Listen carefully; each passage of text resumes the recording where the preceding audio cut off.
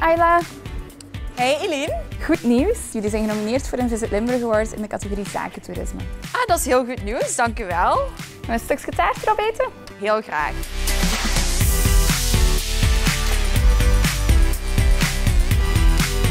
Zeg eens Ayla, wat doen jullie hier precies? Wij zijn een evenementenlocatie en wij organiseren een heel breed scala aan evenementen. Onze grootste troef is toch wel dat we hier tussen de toeristische attracties zitten. En natuurlijk is het een heel unieke locatie. En waarom verdienen jullie die award voor zakentoerisme? Ik denk dat wij echt wel een steentje bijdragen aan het zakelijk toerisme, doordat de mensen dat hier een feest komen bijwonen, de provincie heel goed leren kennen en daar zijn we toch wel heel trots op. Waarom moeten de mensen op jullie stemmen? Omdat wij, maar ook onze partners, echte Limburgse ambassadeurs zijn en gekend zijn door onze warme en charmante gastvrijheid. Dan klinken we nog op een goede stemronde. Daar gaan we ons best voor doen.